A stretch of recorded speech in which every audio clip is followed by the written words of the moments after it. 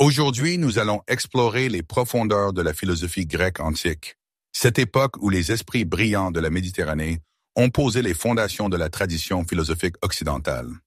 Imaginez-vous au cœur de l'ancienne Athènes, flânant sur l'agora, ce centre névralgique de la vie publique, où les citoyens se réunissaient pour des discussions animées sur la politique, la philosophie et la nature même de l'existence. Visualisez l'ancienne Athènes avec ses rues animées, remplies de marchands, d'artisans talentueux et d'érudits curieux. Sentez la chaleur du soleil. Ressentez la légère brise qui transporte les parfums d'huile d'olive et de pain fraîchement cuit. Ici, l'opportunité se présente de rencontrer certains des esprits les plus influents de l'Antiquité, dont les idées continuent de façonner notre compréhension du monde qui nous entoure. Notre récit commence avec Thalès de Milet, un penseur qui vécut aux alentours de 624 ans avant notre ère. Imaginez Thalès marchant le long de la côte rocheuse de la mer Égée, où les vagues se brisent sans relâche sur le rivage. Il observe avec une attention particulière comment l'eau sert d'élément vital à toute vie, comment elle change doucement ses états du liquide à la vapeur et à la glace, et comment elle semble présente partout. Pour Thalès, l'eau devient la substance première, le fondement de toute chose. Puis, visualisez-le assis au bord de la mer, plongé dans de profondes réflexions et proclamant son idée révolutionnaire. Toute chose est constituée d'eau. Ce moment marqua une rupture importante avec les explications mythologiques et marqua le début des explications naturelles, ouvrant la voie aux futures recherches et réflexions scientifiques.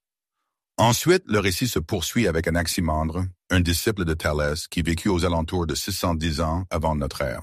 Le tableau dépeint un groupe d'étudiants curieux, rassemblés autour d'un homme profondément absorbé dans ses pensées, dessinant des schémas complexes sur une tablette de serre à l'ombre d'un vieil olivier. Cet homme, c'est Anaximandre, reconnu comme l'un des penseurs les plus novateurs de son temps. Anaximandre était profondément fasciné par le monde naturel et les innombrables mystères qu'il présentait. Contrairement à son mentor Thalès, qui pensait que l'eau était la substance fondamentale de l'univers, Anaximandre avança un concept plus abstrait et révolutionnaire. Il proposa l'existence de l'apeiron, un principe infini et illimité qui sous-tend toute chose. Il commence par décrire en détail les limites des éléments connus, tels que l'eau, l'air, la terre et le feu. Selon lui, chacun de ces éléments a un commencement et une fin. Ils sont finis et sujets à des changements constants et, en fin de compte, à la destruction. Cependant, l'apeiron, comme l'affirme Anaximandre, est fondamentalement différent. C'est une substance éternelle et indestructible, une source illimitée d'où tout dans l'univers émerge et vers laquelle tout finit par retourner. L'apeiron n'est pas quelque chose que l'on peut voir ou toucher. C'est un concept qui transcende le monde physique, existant au-delà de l'expérience et de la compréhension humaine. L'idée d'Anaximandre de l'apeiron remet en question la compréhension traditionnelle du cosmos. Il explique en outre que l'apeiron engendre des opposés, tels que le chaud et le froid, l'humide et le sec, qui, à leur tour, créent les phénomènes divers que nous observons dans le monde qui nous entoure. Imaginez Anaximandre utilisant une démonstration simple, comme le mélange d'eau chaude et d'eau froide, pour illustrer comment l'apeiron engendre ses opposés fondamentaux et leur interaction complexe. L'apeiron est également la source du mouvement et du changement. Anaximandre théorise qu'il est dans un état de flux constant, engendrant continuellement de nouveaux mondes, tandis que les anciens s'y dissolvent à nouveau. Imaginez-le pointant du doigt les étoiles qui parsèment le ciel nocturne, expliquant que même les corps célestes font partie de ce cycle éternel de naissance, de croissance, de déclin et de renaissance. Cette idée d'un univers en constante évolution était novatrice, renonçant à l'idée d'un cosmos statique et immuable. Le concept d'Anaximandre de l'apeiron introduit également une dimension morale dans l'univers. Il suppose l'existence d'une justice cosmique, où les éléments peinent pour leurs méfaits les uns envers les autres. Par exemple, lorsque le feu consume un arbre, il doit finalement céder la place à l'eau qui l'éteint. Cet équilibre des forces maintient l'harmonie du cosmos, l'apeiron agissant comme l'arbitre suprême de cette justice cosmique. Ces pensées ne sont pas de simples spéculations abstraites, mais sont profondément enracinées dans le monde qui l'entoure, inspirant ses auditeurs à voir l'univers sous un nouveau jour. Grâce aux enseignements d'Anaximandre, les auditeurs découvrent un monde qui est à la fois infini, dynamique et profondément interconnecté. Son concept de l'apeiron jette les bases des futures recherches philosophiques, ayant un impact profond sur les penseurs ultérieurs qui continueront à explorer la nature de l'existence et les principes fondamentaux qui régissent le cosmos. En quittant la cour d'Anaximandre, chacun emporte avec soi un sentiment d'émerveillement et une compréhension plus profonde des mystères illimités contenus dans l'univers. En poursuivant notre voyage à travers la Grèce antique, l'attention se porte sur Anaximène de Milet, un disciple d'Anaximandre qui vécut aux alentours de 580 ans avant notre ère. Imaginez que vous marchez dans les rues animées de Milet, le soleil éclatant brille dans le ciel et l'air est rempli du parfum des herbes et des épices exotiques. Sur une clairière tranquille à la périphérie de la ville, un petit groupe d'étudiants se rassemble autour d'un philosophe qui est plongé dans ses pensées, observant le ciel sans limite. Ce philosophe, c'est Anaximène, et ses profondes intuitions sur la nature de l'univers changeront à jamais notre compréhension du monde. Anaximène, comme ses prédécesseurs, cherchait à percer à jour la substance fondamentale dont sont faites toutes choses. Cependant, alors que Thalès pensait que cette substance était l'eau, et qu'Anaximandre proposait l'apeiron abstrait, Anaximène leva les yeux et trouva sa réponse dans l'air omniprésent. Imaginez Anaximène allongé dans l'herbe douce, observant les nuages qui dérivent lentement dans le ciel et sentant la légère brise sur son visage. C'est à ces moments qu'il commence à formuler sa théorie révolutionnaire.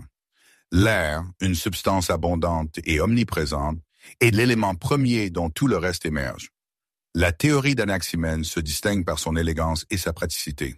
Il remarque que l'air est essentiel à la vie, servant de force vitale pour les humains et d'innombrables animaux. Il note également que l'air peut se manifester sous diverses formes, devenant chaud ou froid, humide ou sec. Imaginez Anaximène réalisant des expériences fiables, comme expirer sur sa main pour sentir la chaleur, ou souffler sur un feu pour observer comment cela affecte la flamme. Ces observations quotidiennes le conduisent à croire que l'air, par le biais de processus de condensation et de raréfaction, se transforme en tous les autres éléments qui composent le monde. Visualisez Anaximène expliquant sa théorie à ses étudiants, utilisant des exemples vifs et compréhensibles. Il décrit comment l'air, en se condensant, devient du vent et en se condensant davantage, se transforme en eau. Lorsque l'eau continue à se condenser, elle se transforme en terre, puis en pierre. Et inversement, lorsque l'air se raréfie, il se transforme en feu, complétant le cercle de la transformation. Imaginez Anaximène dessinant sur le sol avec une canne, illustrant ses transformations et captivant son auditoire par la simplicité et la logique de ses idées.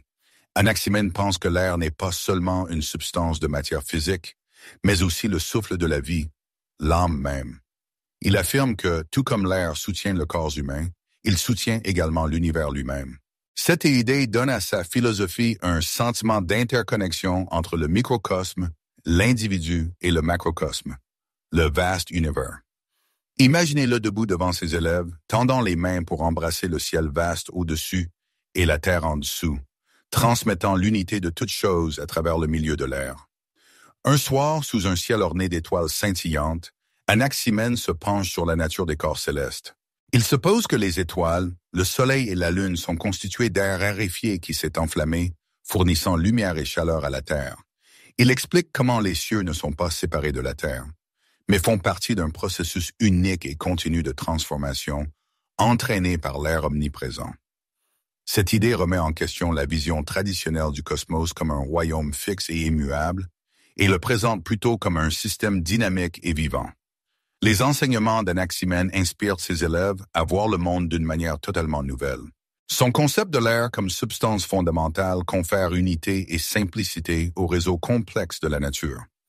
Il les encourage à observer le monde qui les entoure, à sentir l'air qu'ils respirent et à prendre conscience du lien profond qui existe entre toutes les formes de matière. En quittant l'assemblée d'Anaximène, chacun emporte avec soi une nouvelle compréhension de l'air, qui est souvent considéré comme allant de soi. À travers ses yeux, nous voyons que l'air n'est pas simplement une substance invisible et intangible, mais une force vitale qui façonne et soutient l'univers lui-même. L'héritage d'Anaximène vit dans notre compréhension du monde naturel, nous rappelant les vérités profondes qui peuvent être découvertes grâce à une observation attentive et à une réflexion profonde. Ensuite, le voyage à travers la philosophie grecque antique vous emmène sur l'île de Samos, aux alentours de 570 ans avant notre ère, où les auditeurs rencontrent Pythagore, une figure enveloppée de mystères et de légendes. Imaginez-vous arrivant dans un village côtier tranquille, où le son apaisant des vagues caresse doucement le rivage. Le village bruisse de rumeurs sur un sage qui a voyagé en Égypte et à Babylone, recueillant des connaissances et transmettant maintenant une combinaison unique de philosophie, de mathématiques et de mysticisme. Cet homme, c'est Pythagore, et ses idées résonneront pendant des siècles. Pythagore n'est pas simplement un philosophe, c'est un chef charismatique d'une communauté soudée, connue sous le nom de pythagoriciens. Imaginez un groupe de disciples dévoués, vêtus de vêtements simples, rassemblés dans un sanctuaire modeste mais serein, dont l'air est rempli du parfum d'encens brûlé et du doux murmure de chants contemplatifs. Les pythagoriciens sont attachés à un mode de vie qui met l'accent sur la pureté, l'autodiscipline et la quête incessante de la connaissance. Ils adhèrent à des règles strictes qui comprennent un régime végétarien, un mode de vie communautaire et un profond respect pour l'harmonie qui existe dans l'univers. Au cœur de la philosophie de Pythagore se trouve une croyance inébranlable que les nombres sont l'essence fondamentale de toute chose. Imaginez Pythagore, debout devant un tableau noir, une craie à la main, démontrant comment les nombres et leurs relations complexes sous-tendent la structure même du cosmos. Il initie ses élèves au concept des rapports numériques, qui expliquent les proportions harmonieuses observées dans la nature, la musique et les cieux. Imaginez l'étonnement sur les visages de ses disciples lorsqu'ils montrent comment les intervalles dans une gamme musicale correspondent à des rapports numériques simples, révélant l'ordre caché et la beauté intrinsèque du monde. Pythagore et ses fidèles disciples se plongent également dans les propriétés mystiques des nombres. Ils considèrent les nombres comme des symboles dotés d'une signification spirituelle profonde. Par exemple, le nombre 1 représente l'unité et le commencement de toute chose, tandis que le nombre 2 symbolise la dualité et la nécessité de l'équilibre. Le nombre 3 est considéré comme parfait, représentant l'harmonie et la synthèse des opposés. Imaginez un rituel pythagoricien où les disciples se rassemblent autour d'un autel triangulaire, contemplant la signification du nombre 3 et son incarnation dans la forme triangulaire. L'une des contributions les plus célèbres de Pythagore est le théorème de Pythagore, qui stipule que dans un triangle rectangle, le carré de l'hypoténuse est égal à la somme des carrés des deux autres côtés. Imaginez Pythagore démontrant ce théorème à ses élèves, utilisant une table de sable pour dessiner des figures géométriques précises, montrant comment ce principe mathématique s'applique non seulement au triangle, mais aussi à la structure même de l'univers. Outre les mathématiques, Pythagore et ses disciples manifestent un profond intérêt pour la nature de l'âme et son voyage à travers les cycles de réincarnation.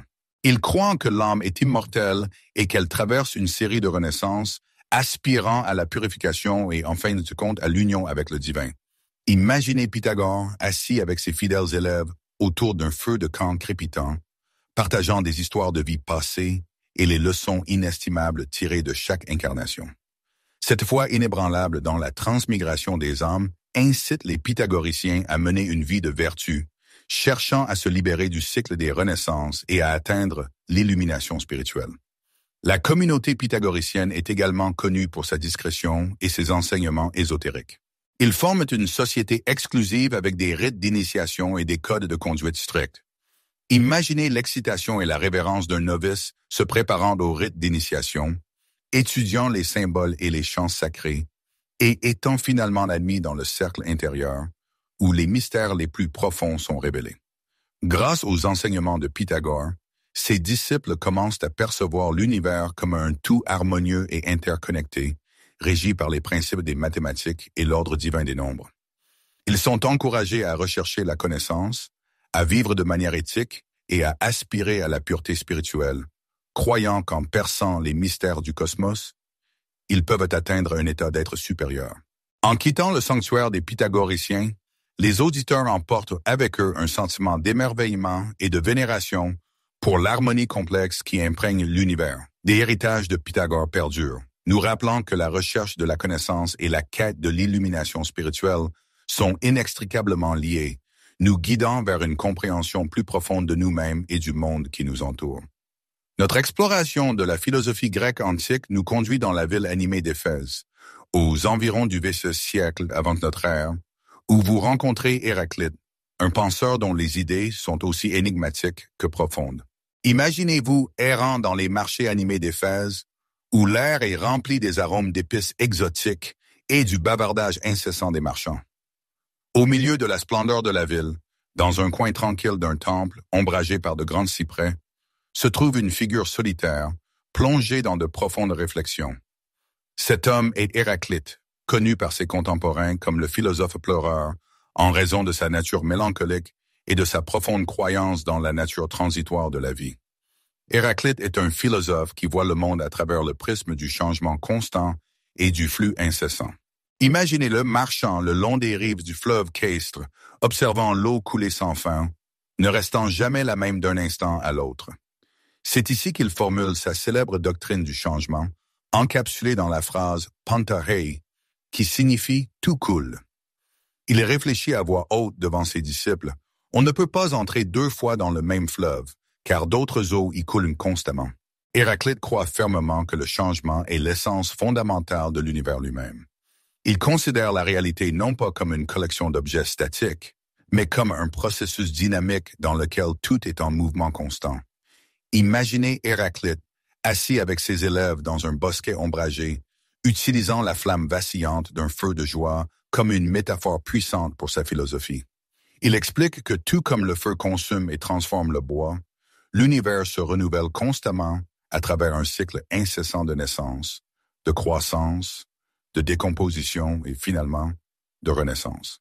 Au cœur de la pensée d'Héraclite se trouve le concept du logos, un principe fondamental d'ordre et de raison qui régit les changements constants qui se produisent dans l'univers. Imaginez-le pointant du doigt les étoiles qui parsèment le ciel nocturne, expliquant comment le logos garantit que, malgré le chaos apparent, il existe une structure rationnelle qui définit le cosmos lui-même. Le logos est comme un fil invisible qui tisse la trame de la réalité, maintenant l'équilibre et l'harmonie dans le flux constant. La philosophie d'Héraclite s'étend également au domaine de l'expérience humaine.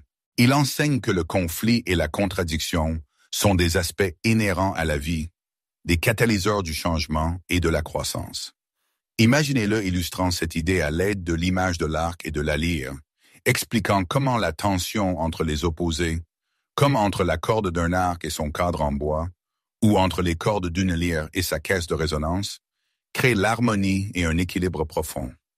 Il affirme que sans conflit, il ne peut y avoir de progrès, et sans lutte, il ne peut y avoir de développement. Héraclite est également connu pour sa foi inébranlable dans l'unité des opposés. Il enseigne que les forces qui semblent diamétralement opposées sont en réalité interconnectées et profondément interdépendantes. Imaginez-le discutant de l'interaction du jour et de la nuit, de la vie et de la mort, du plaisir et de la douleur, et comment ces opposés se définissent et se donnent un sens mutuellement. Il souligne que la compréhension de cette unité est la clé pour saisir la véritable nature de la réalité. Ses disciples, rassemblés autour de lui, sont fascinés par ses profondes intuitions.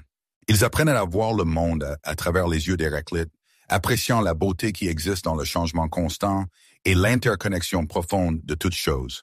Imaginez un élève méditant sur les enseignements d'Héraclite, observant un papillon émerger gracieusement de sa chrysalide, s'émerveillant devant la transformation et les possibilités illimitées de changement. La doctrine du changement d'Héraclite met ses élèves au défi, les encourageant à accepter la nature éphémère de la vie et à trouver la sagesse dans la nature en constante évolution de l'existence. Il les exhorte à rechercher la connaissance et la compréhension, non pas par le biais de dogmes rigides ou de croyances statiques, mais par une conscience profonde de la réalité fluide et transitoire qui les entoure. Sa philosophie est un appel à se réveiller dans le moment présent et à reconnaître le logos omniprésent au cœur du flux constant de la vie. En quittant Héraclite et ses fidèles disciples près du fleuve, les auditeurs emportent avec eux une profonde appréciation du monde dynamique et en constante évolution dans lequel nous vivons. L'héritage d'Héraclite nous rappelle que le changement ne doit pas être craint, mais embrassé, et que dans le flux même de l'existence se cache l'essence véritable de la vie. En contraste frappant avec Héraclite, l'attention se tourne vers Parménide d'Élée, dont les idées contredisent résolument le concept de changement constant. Le voyage philosophique emmène les auditeurs dans la ville d'Élée, dans le sud de l'Italie, aux environs du X siècle avant notre ère. C'est ici qu'ils font la connaissance de Parménide, un philosophe dont les idées diffèrent radicalement de celles d'Héraclite. Imaginez-vous dans une ville côtière tranquille, avec des oliveraies et des vignobles luxuriants s'étendant jusqu'à l'horizon. Au cœur d'Élée, dans une cour tranquille ornée de colonnes imposantes et de plantes à fleurs vibrantes, un groupe d'étudiants se rassemble autour d'un homme sage et digne. Cet homme est Parménide et il est sur le point de remettre en question tout ce que nous pensions savoir de la définition de la réalité. Parménide croit fermement que le changement est une illusion et que la réalité véritable est immuable et éternelle. Imaginez-le debout dans la cour, le regard inébranlable et la voix calme, commençant à expliquer ses idées révolutionnaires. Il affirme avec force que les sens, qui nous disent que le monde est en état de changement constant, sont par nature trompeurs. Au lieu de cela, Parménide insiste sur le fait que la raison révèle une vérité plus profonde et immuable qui sous-tend tout. Parménide initie ensuite ses étudiants au concept profond de l'être. Il explique que le véritable être est continu, indivisible et éternel. Imaginez Parménide dessinant un cercle sur le sable vierge, illustrant l'idée d'intégrité et d'unité. Il souligne que l'être est entier et inséparable, semblable à un cercle parfait, et qu'il ne peut donc pas être divisé ou modifié de quelque manière que ce soit. Cette réalité immuable, comme il l'affirme avec force, est la seule existence véritable.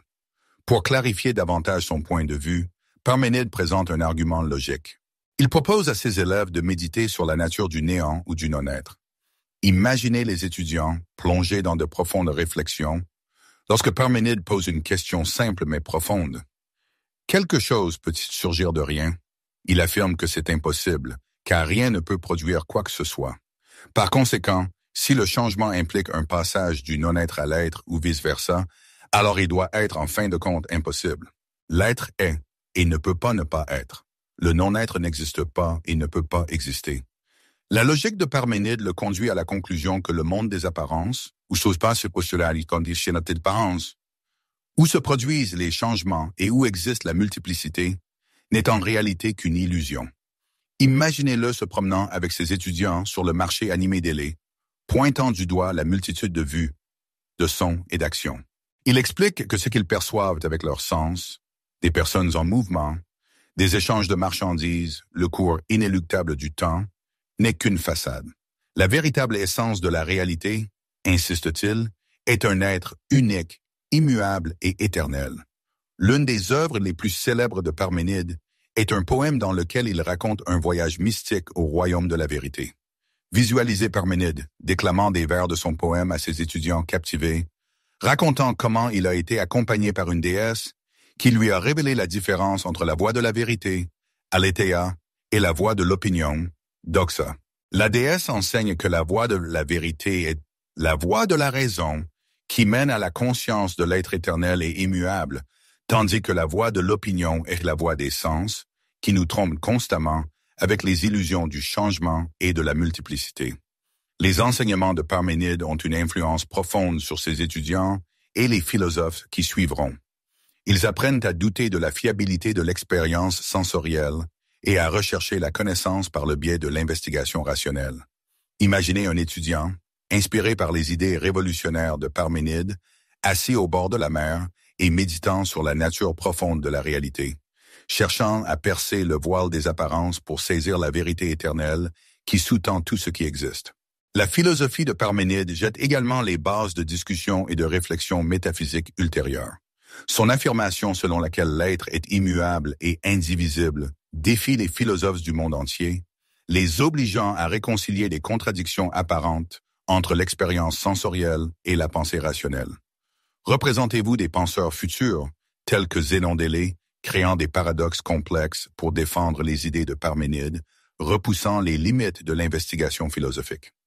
En quittant Parménide et ses disciples dévoués dans la cour paisible d'Élée, nous emportons avec nous un profond sentiment d'émerveillement et une curiosité inébranlable. L'héritage de Parménide continue d'influencer, nous rappelant que sous la surface d'un monde en constante évolution se cache une réalité plus profonde et éternelle, qui peut être découverte grâce à la puissance prodigieuse de la raison. Le voyage à travers la philosophie grecque antique nous transporte maintenant sur l'île pittoresque de Sicile en 450 avant notre ère, où nous rencontrons Empédocle d'Agrigente. Imaginez-vous debout sur une falaise rocheuse surplombant les eaux azures de la mer Méditerranée, respirant le parfum enivrant des herbes sauvages et des fleurs portées par une brise tiède. C'est ici, au milieu de la beauté naturelle de la Sicile, que le philosophe, poète et mystique Empédocle élabore sa théorie des 4 éléments. Empédocle, une personnalité charismatique et aux multiples facettes, croit que toute la matière dans l'univers est composée de 4 éléments fondamentaux. La terre, l'eau, l'air et le feu. Visualisez Empédocle dans des vêtements flottants, s'adressant à un public rassemblé dans un vaste amphithéâtre en plein air. Avec une conviction inébranlable et une foi passionnée en sa théorie, il commence à raconter l'histoire de ces éléments fondamentaux. Il explique que ces éléments sont les principaux éléments constitutifs de tout ce qui existe. Imaginez-le soulever une poignée de terre, la laissant couler librement entre ses doigts, puis pointant les vagues de la mer, le ciel bleu clair et le soleil flamboyant. Chaque élément, dit-il à son auditoire, possède des propriétés et des caractéristiques uniques. La terre est solide et stable, l'eau est fluide et vitale, l'air est léger et nécessaire, et le feu est transformateur et plein d'énergie. La théorie d'Empédocle va au-delà de la simple définition de ces éléments. Il introduit le concept de 2 forces opposées, mais également puissantes. L'amour, philia, et la haine, neikos, qui agissent sur eux. Imaginez Empédocle dessinant un cercle sur le sol et le divisant en 4 secteurs distincts, chacun représentant précisément l'un des 4 éléments. Puis, il utilise ses mains pour démontrer comment l'amour, la force d'attraction et d'unité, rassemble les éléments pour former des structures complexes, tandis que la haine, la force de séparation et de discorde, les déchire. Dans le monde d'Empédocle, ces forces sont dans un état de flux constant, créant un univers dynamique et en perpétuel changement. Visualisez-le utilisant des images fascinantes d'une danse cosmique, où les éléments jouent le rôle de partenaires, se déplaçant en harmonie ou en conflit, régis par les rythmes éternels de l'amour et de la haine. Il captive ses auditeurs avec des descriptions vivantes de la façon dont les hautes montagnes se forment, les rivières coulent, les plantes luxuriantes poussent et d'innombrables animaux vivent. Tout cela grâce à l'interaction complexe de ces forces fondamentales. La philosophie d'Empédocle s'étend également au domaine de l'expérience humaine. Il enseigne que le corps et l'âme de chaque personne sont composés des 4 éléments et que la santé et le bien-être général dépendent du maintien de leur équilibre délicat. Imaginez-le donnant des conseils à ses fidèles disciples sur la façon d'atteindre l'harmonie en eux-mêmes, en utilisant l'alimentation, l'exercice régulier et la méditation réfléchie pour s'aligner sur les rythmes de la nature. Il souligne que la compréhension des éléments et de leurs interactions complexes peut mener à une unité plus profonde avec l'univers et à une vie plus épanouie. Les idées d'Empédocle ne se limitent pas à de simples spéculations théoriques.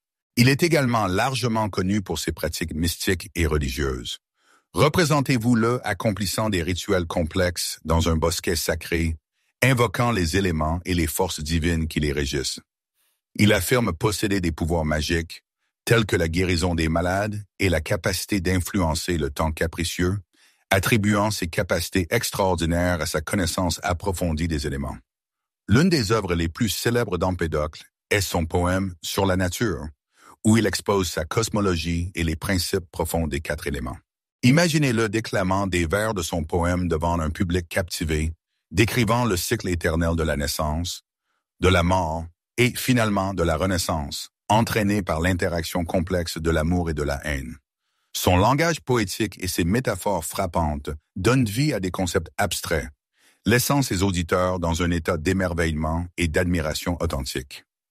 En quittant Empédocle et ses disciples sur les rivages ensoleillés de Sicile, nous emportons avec nous une profonde compréhension des forces fondamentales qui façonnent le monde.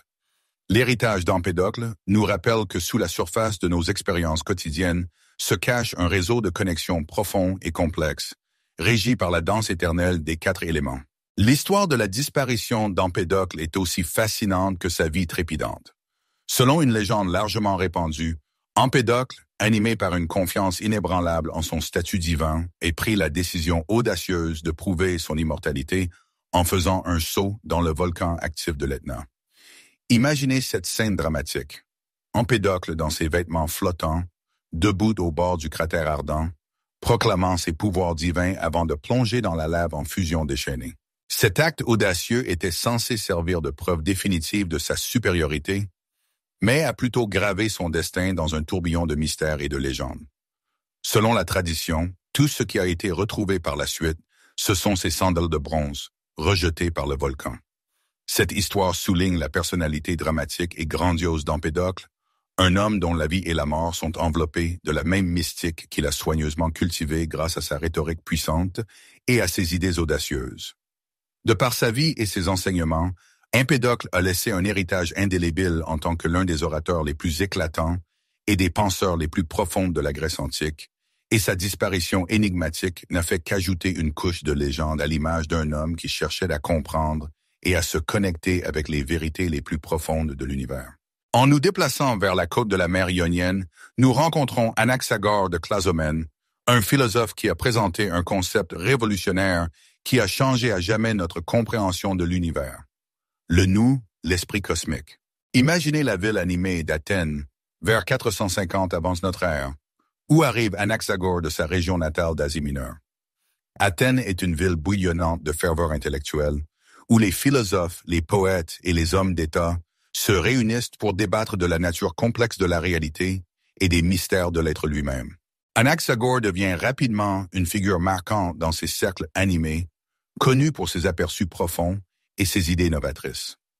Anaxagore avance l'idée que tout dans l'univers est composé de particules infiniment petites qu'il appelle graines ou homéoméries. Imaginez Anaxagore participant à une discussion animée sur l'agora animée, expliquant comment ces graines se combinent d'innombrables façons pour former les divers objets et êtres que nous voyons autour de nous.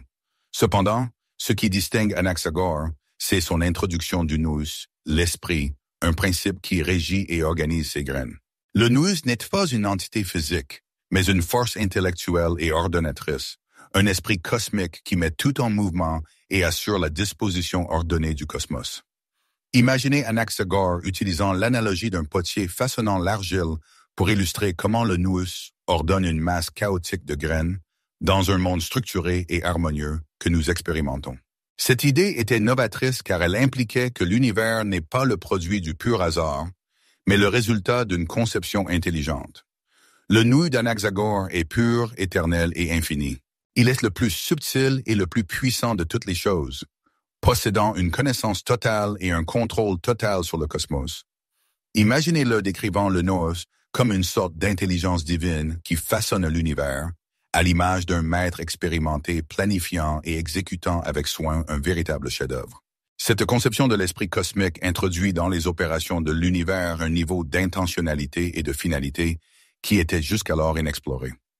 Selon Anaxagore, le nous initie une rotation cosmique, un immense tourbillon qui sépare et organise les semences en éléments familiers tels que la terre, l'eau, l'air et le feu. Visualisez Anaxagore, pointant le ciel étoilé, expliquant comment le nous a placé les étoiles, le soleil et la lune sur leurs orbites respectives, et comment il régit les cycles de la nature, du changement implacable des saisons à la croissance complexe des êtres vivants. Ces idées s'étendent également à la nature énigmatique de l'intellect humain. Anaxagore croit fermement que l'esprit ou l'âme humaine est un fragment de ce nous cosmique omniprésent, nous permettant ainsi de comprendre et d'explorer le monde qui nous entoure. Imaginez-le participant à une discussion animée avec d'autres philosophes de renom, affirmant que notre capacité à réfléchir et à percevoir est, en essence, le reflet du fonctionnement d'un esprit universel en nous. Les théories d'Anaxagore ne sont pas sans controverse ni opposition. Son audacieuse affirmation selon laquelle le soleil n'est qu'une pierre incandescente et non une divinité, et que la lune est faite de terre contredit vivement les croyances religieuses communément admises. Imaginez la réaction des habitants d'Athènes. Si certains sont intrigués par ces explications rationnelles, d'autres considèrent ces idées comme impies. Malgré les critiques considérables, l'influence d'Anaxagore est profonde, en particulier sur son ami proche et disciple, l'éminent homme d'État Périclès, qui le soutient et le protège courageusement de la colère imminente des conservateurs. L'héritage d'Anaxagore et sa puissante conception du nous continuent d'exercer une influence durable sur les philosophes ultérieurs, tels que Socrate, Platon et Aristote. Son idée d'un principe ordonnateur intelligent introduit une nouvelle dimension dans la philosophie grecque, reliant efficacement les phénomènes physiques et les investigations métaphysiques. En quittant Anaxagore dans la ville animée d'Athènes, nous emportons avec nous une conscience plus profonde de la manière dont les penseurs antiques s'efforçaient de percer les mystères de l'existence, cherchant à dévoiler le dessein intelligent derrière le cosmos lui-même. Poursuivant notre voyage à travers la riche tapisserie de la philosophie grecque antique, nous arrivons dans la ville vibrante et animée d'Abdère, berceau de l'un des penseurs les plus influents de l'Antiquité, Démocrite. Né vers 460 avant notre ère, Démocrite est surtout connu pour sa formulation de la théorie atomique, une idée novatrice qui résonne encore aujourd'hui dans la science moderne. Imaginez-vous parcourant les rues animées d'Abdère et rencontrant un homme aux yeux brillants et à la soif insatiable de comprendre le monde qui l'entoure. C'est Démocrite, souvent affectueusement surnommé le philosophe rieur, en raison de sa nature joyeuse et de son amour profond de la vie. Il était fermement convaincu que la compréhension de l'univers pouvait apporter non seulement des connaissances précieuses, mais aussi une joie sincère et un profond contentement. Démocrite, s'appuyant sur les enseignements de son prédécesseur respecté, Leucippe, a formulé une théorie selon laquelle tout dans l'univers est constitué de minuscules particules indivisibles, appelées atomes. Représentez-vous Démocrite participant à une discussion animée avec d'autres philosophes, utilisant des analogies simples pour communiquer ses idées complexes. Il pouvait comparer les atomes à de minuscules blocs de construction invisibles qui composent tout ce qui nous entoure. Des étoiles dans le vaste ciel à l'air que nous respirons, et même nos propres corps complexes. Selon Démocrite, ces atomes sont éternels, immuables et infinis en nombre. Ils se déplacent sans cesse dans le vide, un espace illimité, se combinant et se regroupant d'innombrables façons pour former tous les objets et substances divers que nous percevons si facilement. Imaginez-le expliquant ce processus complexe à travers une analogie avec un kaléidoscope fascinant où quelques formes de base peuvent créer une infinité de motifs, selon la façon dont elles sont disposées. L'une des caractéristiques les plus frappantes de l'atomisme de Démocrite est son caractère strictement mécaniste. Il a supposé que tous les phénomènes, y compris les sensations sensorielles et les émotions humaines complexes, pouvaient être entièrement expliqués par les interactions des atomes. Imaginez Démocrite expliquant avec enthousiasme à ses collègues que les sensations de douceur sont causées par des atomes lisses et arrondis, tandis que l'amertume est causée par des atomes pointus et dentelés. Il s'agissait d'une rupture révolutionnaire avec les explications plus mystiques et spiritualistes qui prévalaient à l'époque. Démocrite a également étudié en profondeur la nature de l'âme, qu'il considérait comme composée d'atomes particulièrement fins et lisses. Il était fermement convaincu que ces atomes d'âme sont responsables de la pensée, de la sensation et de la force vitale elle-même. Lorsqu'une personne meurt, affirmait-il, ces atomes se dispersent simplement et se fondent à nouveau dans le pool atomique commun. Ce point de vue a renforcé sa conviction de l'importance capitale de mener une vie vertueuse et joyeuse, car la peur de la mort ou de l'au-delà était, en réalité, injustifiée. Cependant, ses idées allaient au-delà de la simple physique et de la métaphysique. Démocrite s'intéressait également de près au domaine de l'éthique. Il enseignait que le but ultime de la vie humaine est d'atteindre le bonheur, qu'il comprenait comme un état de contentement et de tranquillité. Ce bonheur, ou eudémonie, peut être atteint par la modération, la sagesse et une compréhension profonde de la véritable nature du monde. Imaginez-le s'adressant à un groupe d'étudiants avides de connaissances, soulignant que la connaissance et une vie vertueuse mènent finalement à une existence épanouissante et joyeuse. Malgré la nature révolutionnaire de ses théories, les travaux de Démocrite n'ont pas été largement reconnus de son vivant. Les points de vue philosophiques et religieux dominants étaient profondément enracinés, et beaucoup considéraient ses idées comme trop radicales et controversées. Cependant, les graines de sa pensée devinrent germer bien plus tard, exerçant une influence profonde sur le développement de la science et de la philosophie moderne.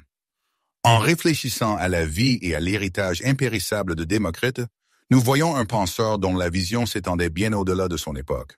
Sa théorie atomique a jeté les bases de notre compréhension moderne du monde physique, démontrant la puissance de l'investigation rationnelle et de la quête inlassable de la connaissance. En terminant l'exploration des présocratiques, les auditeurs se souviennent de l'incroyable diversité et de la richesse de la pensée qui caractérise cette période initiale de la philosophie occidentale.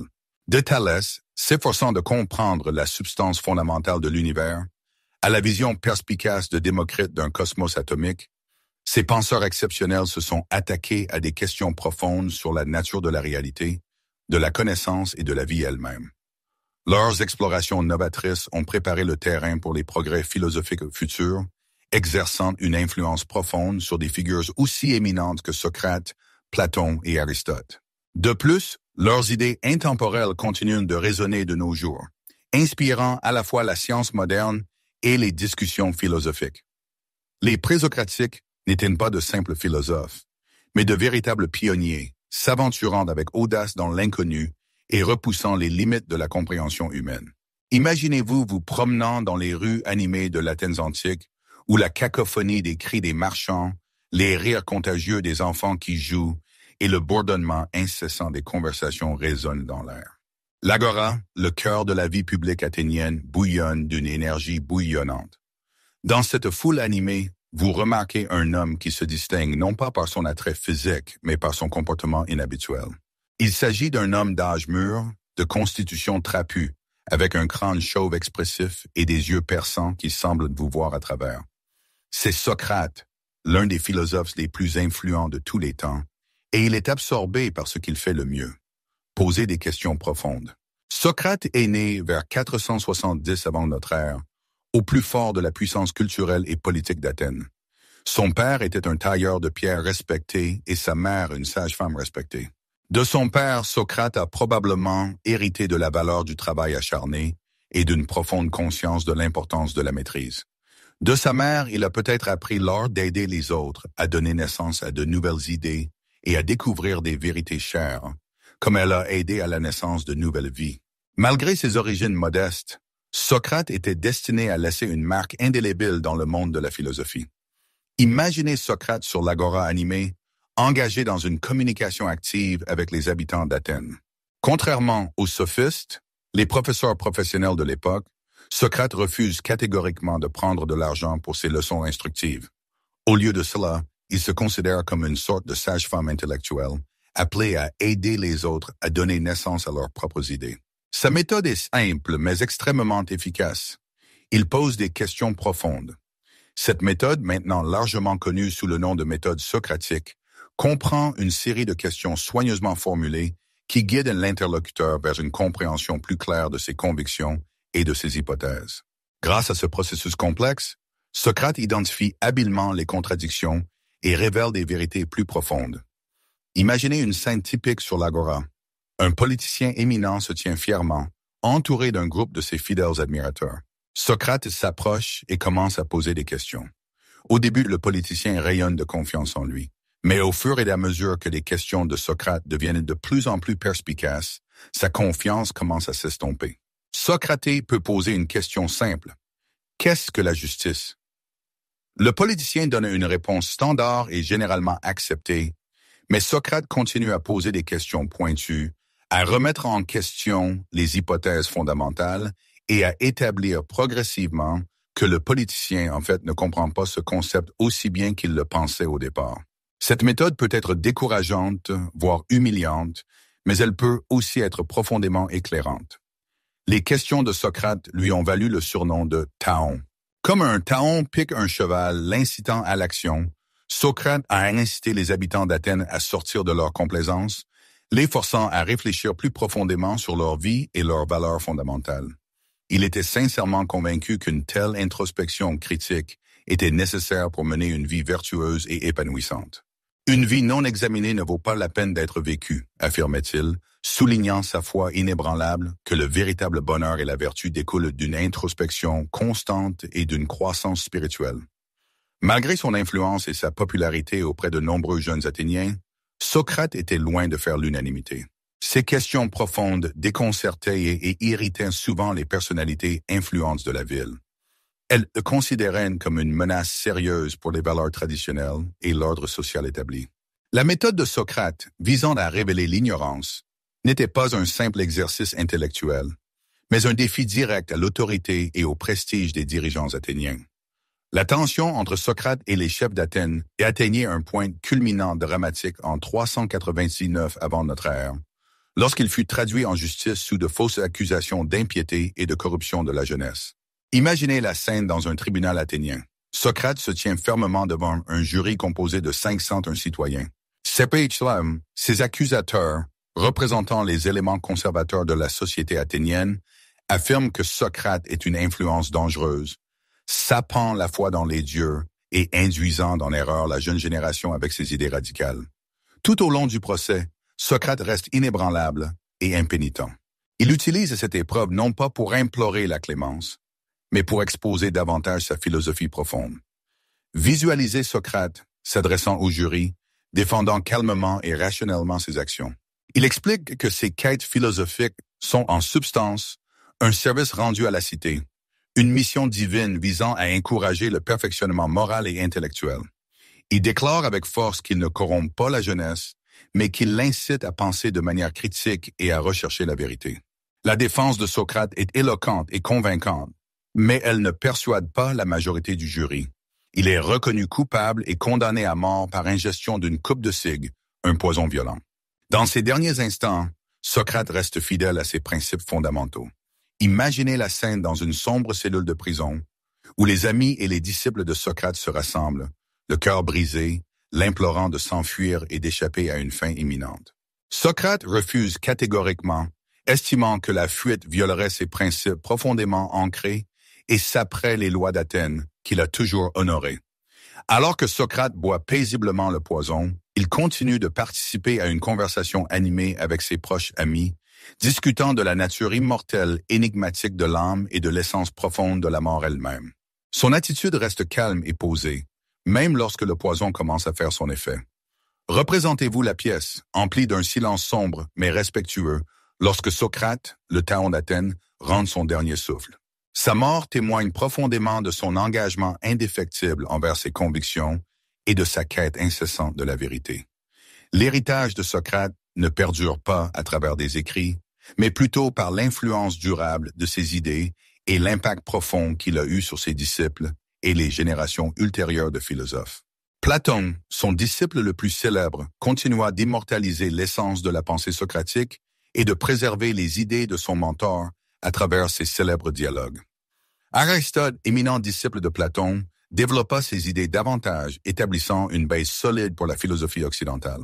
En contemplant la vie et l'héritage de Socrate, nous voyons un homme qui a consacré son existence à une quête inlassable de la sagesse, prêt à défier le statu quo et à rester inébranlablement fidèle à ses principes fondamentaux, même face à une mort imminente.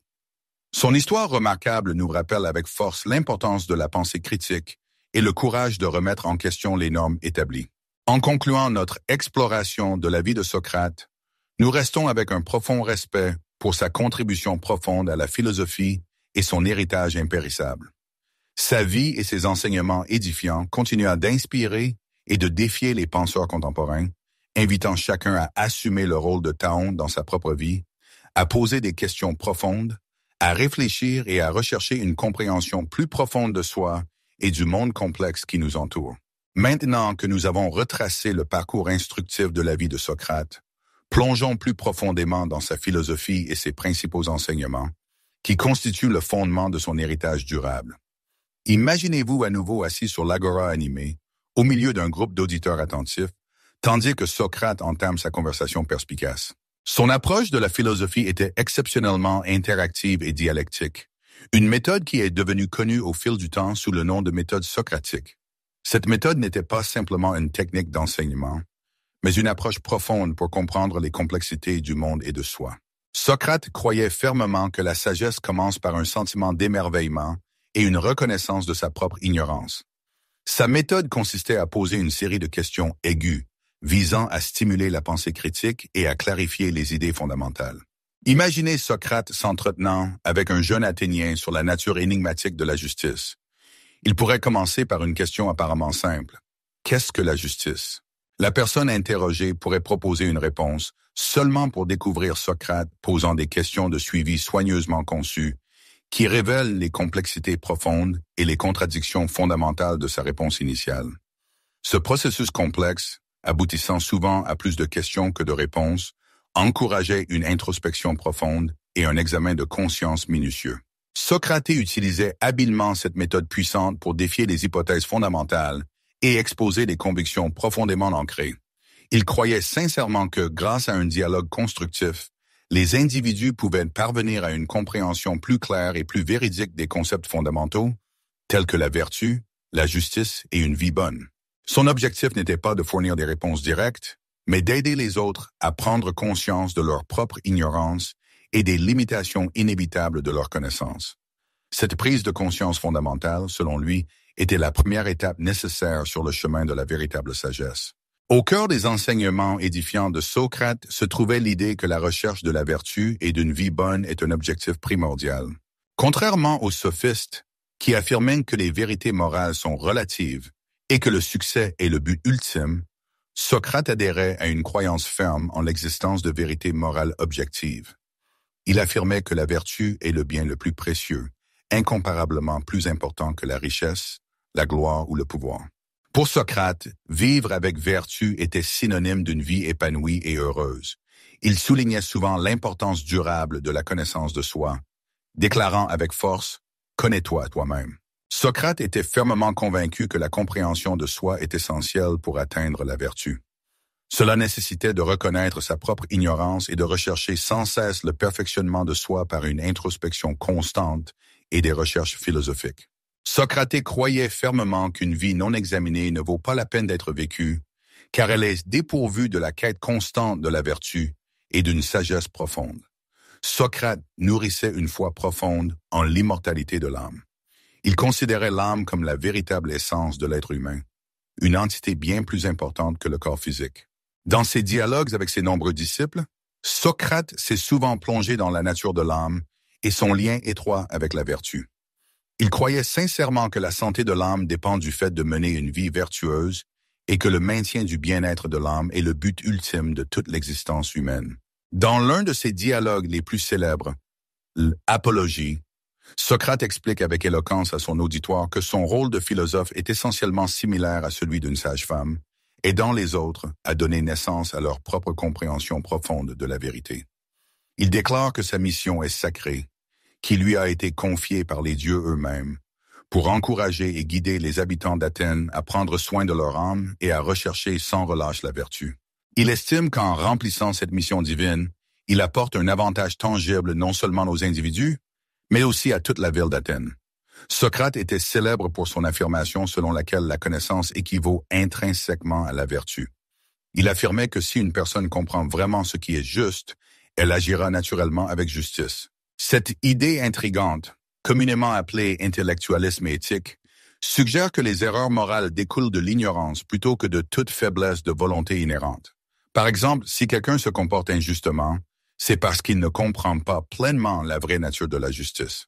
Par conséquent, le chemin vers la vertu passe uniquement par l'acquisition de connaissances et de compréhension. Cette perspective a conduit Socrate à se concentrer principalement sur l'éducation et le dialogue comme moyen d'atteindre la perfection morale.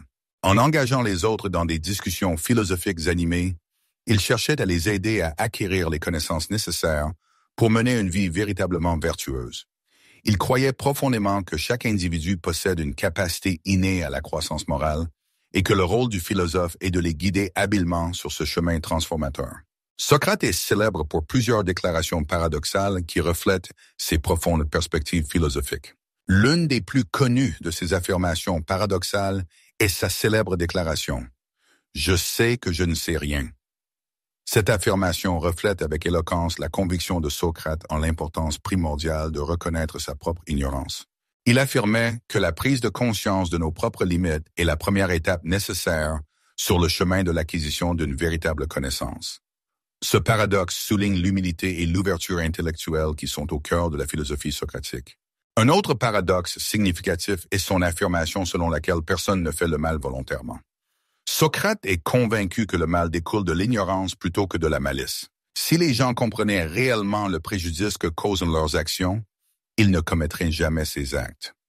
Ce point de vue souligne une fois de plus l'importance durable de l'éducation et de l'instruction morale dans la prévention des comportements non éthiques. L'ironie socratique est un élément clé de sa méthode bien connue. Socrate feignait souvent l'ignorance ou prétendait rechercher la connaissance auprès des autres, alors qu'en réalité, il dirigeait habilement la conversation pour mettre en lumière leurs propres incompréhensions embrouillées. Imaginez Socrate conversant avec un sophiste arrogant, lui posant des questions qui semblaient être une quête sincère de sagesse, pour finalement démasquer leurs arguments confus et révéler leur ignorance fondamentale. Cette méthode permettait à Socrate de contester efficacement les croyances et de provoquer la pensée critique sans engager de confrontation directe ni aliéner ses interlocuteurs. Les enseignements de Socrate ont eu un impact profond et indélébile sur ses disciples, en particulier Platon et, par le biais de Platon, Aristote. Les dialogues de Platon constituent notre principale source de connaissance de la philosophie de Socrate, transmettant habilement l'essence de sa méthode complexe et de ses idées profondes. Dans ces dialogues édifiants, Socrate apparaît souvent comme le personnage principal, participant à des discussions réfléchies sur un large éventail de sujets philosophiques.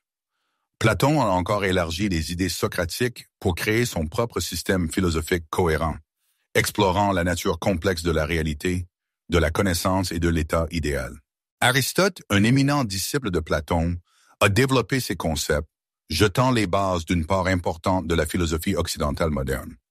Grâce aux œuvres impérissables de ces grands philosophes, la pensée socratique continue d'exercer une profonde influence sur d'innombrables générations de penseurs attentifs et d'érudits dévoués. L'héritage de Socrate repose sur sa quête incessante de la connaissance et sa recherche intransigeante de la vérité.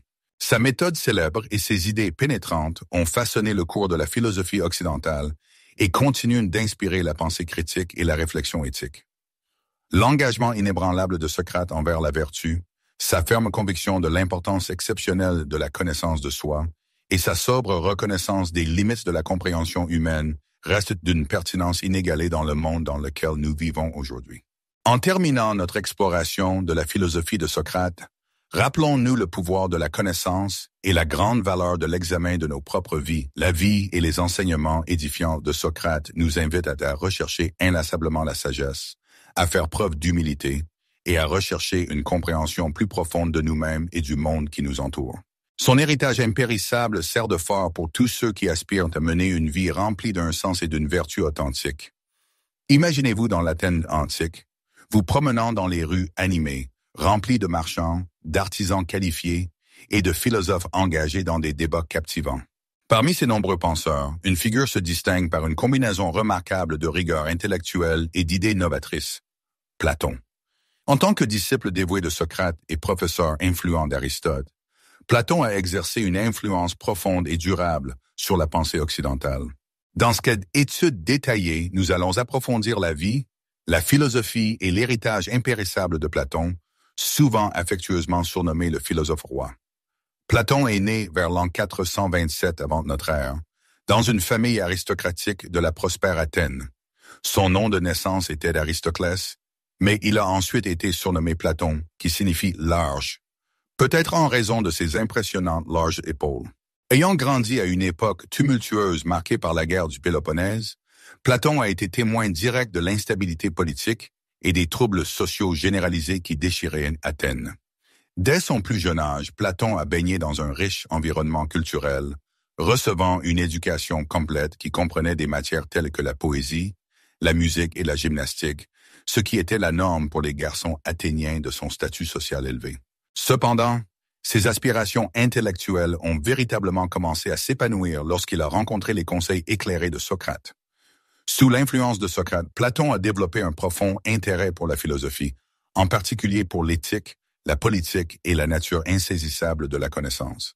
L'approche socratique consistant à poser des questions incisives et son engagement inébranlable dans la quête incessante de la vérité ont eu un impact profond sur le jeune Platon impressionnable. Lorsque Socrate a été injustement exécuté en 399 avant notre ère, Platon a été dévasté. Cet événement tragique a marqué un tournant dans sa vie, l'incitant à quitter Athènes et à entreprendre un voyage à travers diverses régions de la Méditerranée. Au cours de ces vastes voyages, Platon s'est imprégné d'un large éventail de perspectives culturelles et philosophiques diverses, qui ont ensuite eu une influence significative sur ses propres idées complexes. Le procès inique et la mort prématurée de Socrate ont laissé une cicatrice indélébile sur l'âme de Platon. Non seulement cela l'a incité à écrire des œuvres éloquentes sur son mentor vénéré, mais cela a également renforcé son profond scepticisme à l'égard de la démocratie, qu'il considérait fermement comme responsable de l'exécution injuste de Socrate. Ce scepticisme a ensuite trouvé un écho dans sa philosophie politique perspicace. De retour à Athènes vers l'an 380 avant notre ère, Platon a fondé la célèbre Académie, l'un des premiers établissements d'enseignement supérieur du monde occidental. Située dans un bosquet paisible dédié au héros Académos, l'Académie a attiré des étudiants de tout le monde grec. Elle a servi de centre renommé de recherche philosophique et d'enseignement supérieur pendant près de 1000 ans, influençant d'innombrables générations de penseurs éminents. À l'Académie, Platon enseignait un large éventail de sujets, notamment la philosophie, les mathématiques et l'astronomie. Sa méthode d'enseignement comprenait des dialogues captivants, rappelant la technique socratique consistant à poser des questions incisives, incitant les étudiants à penser de manière critique et à participer à des débats intenses. L'Académie s'est rapidement transformée en un foyer d'exploration intellectuelle, jetant les bases de nombreuses œuvres les plus importantes et les plus influentes de Platon. L'une des contributions les plus significatives de Platon au domaine de la philosophie est sa célèbre théorie des formes. Selon cette théorie complexe, le monde matériel que nous percevons à travers nos sens n'est qu'une pâle ombre d'une réalité supérieure et immuable. Cette réalité supérieure se compose d'entités abstraites appelées formes ou idées, qui sont intrinsèquement parfaites et éternelles. Par exemple, prenons le concept fondamental d'un cercle. Tout cercle que nous dessinons dans le monde physique sera inévitablement imparfait, mais la forme du cercle est une entité abstraite parfaite qui existe en dehors du temps et de l'espace. De même, les concepts fondamentaux tels que la justice, la beauté et la vertu ont leur propre forme correspondante, représentant leur véritable essence. Platon affirmait que la vraie connaissance ne découle pas d'expériences sensorielles éphémères, mais plutôt d'une pénétration intellectuelle de ces formes éternelles. Cette idée transcendante est brillamment illustrée dans sa célèbre allégorie de la caverne, que l'on trouve dans sa célèbre République. Dans cette allégorie complexe, des prisonniers sont enchaînés dans une caverne sombre, le visage tourné vers un mur vide. Derrière eux, un feu brûle, et entre le feu et les prisonniers, un parapet le long duquel des marionnettistes passent.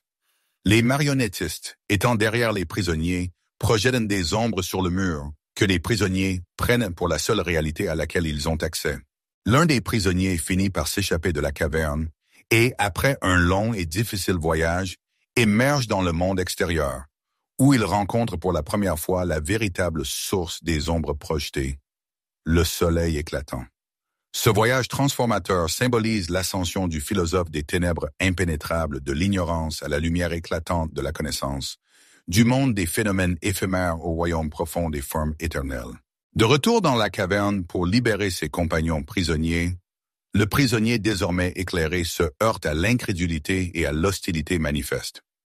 Cette allégorie mémorable met en évidence les difficultés de l'illumination philosophique et la résistance à laquelle sont souvent confrontés ceux qui osent remettre en question les croyances établies. Elle met également en lumière le pouvoir transformateur de l'éducation et le devoir impérieux du philosophe de partager ses idées perspicaces avec les autres, même au risque de sa propre sécurité. Les idées philosophiques de Platon sont principalement transmises par ses dialogues bien écrits et stimulants, des œuvres dramatiques écrites représentant Socrate participant à des conversations animées sur une myriade de sujets différents. Voici quelques-uns des dialogues les plus célèbres et les plus étudiés. La République, une étude exhaustive de la justice, de l'état idéal et du rôle central du philosophe roi. Phèdre, une exploration approfondie des thèmes complexes de l'amour, de la rhétorique et de la nature mystérieuse de l'âme. Timée, une discussion détaillée de la nature du monde physique et des mystères du cosmos. Le banquet, une série de discours fascinants sur la nature multiforme de l'amour. Mais non, une étude intrigante de la nature de la vertu et de la question controversée, de savoir si elle peut être enseignée.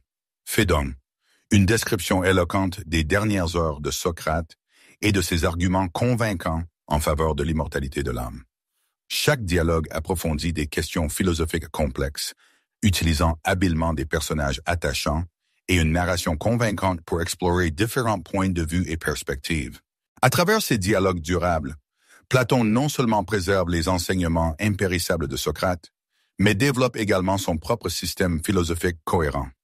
L'influence de Platon s'étend bien au-delà de son propre temps, façonnant le cours de la philosophie occidentale, de la science et de la pensée politique pendant d'innombrables siècles. Son célèbre disciple Aristote a développé et parfois contesté les idées profondes de Platon, créant un système philosophique vaste et influent qui a dominé la scolastique médiévale. L'Académie florissante a continué d'attirer et d'éduquer de futurs érudits longtemps après la mort de Platon, servant de modèle pour les établissements d'enseignement ultérieurs. À l'époque de la Renaissance, les œuvres de Platon ont connu une renaissance, inspirant les penseurs humanistes et contribuant au développement de la philosophie moderne. Ces idées impérissables sur la justice, l'état idéal et la nature même de la réalité continuent de résonner dans les débats contemporains sur la politique, l'éthique et la métaphysique. La vision du roi philosophe de Platon demeure un idéal puissant, reflétant une foi inébranlable dans le potentiel de la sagesse et de la vertu à guider et à ennoblir les affaires humaines. Son engagement indéfectible envers la recherche de la vérité, la haute valeur qu'il accorde à l'éducation et l'importance de la connaissance de soi continuent d'inspirer ceux qui aspirent à comprendre et à améliorer le monde qui les entoure. À travers son héritage profond et significatif, Platon offre une vision éternelle d'une société juste et éclairée, gouvernée par la sagesse et la vertu. Ses idées pénétrantes sur la nature de la réalité, de la connaissance et de l'éthique nous incitent à regarder au-delà du monde éphémère et à aspirer à une compréhension plus profonde. En réfléchissant à la vie et aux enseignements instructifs de Platon, nous prenons conscience du pouvoir impérissable de la philosophie, capable d'illuminer notre esprit et de transformer notre existence. Imaginez-vous dans la ville animée d'Athènes, un centre d'activité intellectuelle et de sophistication culturelle. Nous sommes au IVe siècle avant notre ère, et parmi les rues animées et les marchés effervescents, un jeune homme du nom d'Aristote commence à marquer l'histoire de son empreinte indélébile. Né dans la petite ville de Stagire, Aristote grandira pour devenir l'une des figures les plus influentes de la pensée occidentale. Ses vastes contributions à la philosophie, à la science et à de nombreux autres domaines lui ont valu le titre de homme universel, témoignant de l'étendue sans précédent de ses connaissances. Aristote est né dans une famille aux fortes racines médicales. Son père, Nicomaque, était le médecin personnel du puissant roi Amyntas III de Macédoine. Cette familiarisation précoce avec les connaissances biologiques et médicales a probablement eu un impact durable sur ses travaux ultérieurs. Cependant, la vie d'Aristote a pris un tournant décisif à l'âge de 17 ans, lorsqu'il s'est rendu à Athènes pour étudier à la célèbre Académie de Platon. Sous la direction éclairée de Platon, Aristote a passé près de 20 ans, immergé dans de rigoureuses activités universitaires. Malgré les divergences philosophiques, une relation profonde s'est développée entre le maître et l'élève. Platon a un jour qualifié Aristote, avec perspicacité de esprit de l'école, reconnaissant ainsi les capacités intellectuelles extraordinaires de son brillant élève. Après la disparition prématurée de Platon, le chemin d'Aristote l'a mené loin des environs familiers d'Athènes. Il s'est rendu à la cour d'Hermias à Assos, une ville animée d'Asie mineure, où il a passé plusieurs années enrichissantes à se livrer à des recherches philosophiques et scientifiques. C'est là qu'il épousa Pythias, la nièce d'Hermias, s'intégrant davantage à la vie intellectuelle et politique florissante de la région. Les voyages d'Aristote l'ont finalement conduit à la cour du perspicace Philippe II de Macédoine, où il s'est vu confier la tâche importante d'enseigner au jeune Alexandre le Grand. Cette période s'est avérée déterminante, car les enseignements profonds d'Aristote ont eu un impact notable sur l'approche d'Alexandre en matière de leadership et de gouvernance. Le lien entre le maître et l'élève était fort, et le respect indéfectible d'Alexandre pour Aristote s'est maintenu tout au long de sa vie. En 335 avant notre ère, Aristote est retourné à Athènes et a fondé sa propre école, le lycée.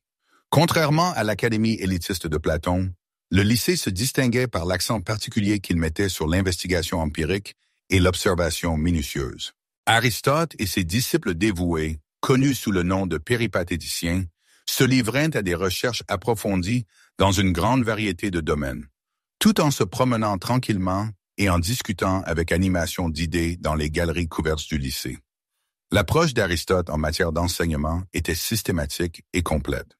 Il recueillait méticuleusement des données, classait des informations et s'efforçait de comprendre le monde naturel par le biais d'une observation rigoureuse et d'une logique implacable. Cette méthode empirique a jeté des bases solides pour la pensée scientifique moderne, positionnant Aristote comme un pionnier dans de nombreuses disciplines. Les contributions philosophiques d'Aristote sont vastes et variées, englobant la métaphysique, l'éthique, la politique et la logique. Ses travaux commençaient souvent par une analyse critique des écrits de ses prédécesseurs, dont Platon, et se transformaient en de vastes traités qui abordaient des questions fondamentales sur l'existence et la connaissance. Dans son œuvre renommée, la métaphysique, Aristote se penche sur des questions profondes concernant ce que signifie pour quelque chose d'exister tout court. Au cœur de sa pensée se trouvent deux concepts importants, la substance et le moteur immobile. Commençons par la substance. Imaginez un arbre magnifique. Aristote affirmerait que l'arbre est une substance parce qu'il existe indépendamment et qu'il peut subir de nombreux changements, tels que la croissance ou la perte de feuilles, tout en restant le même arbre.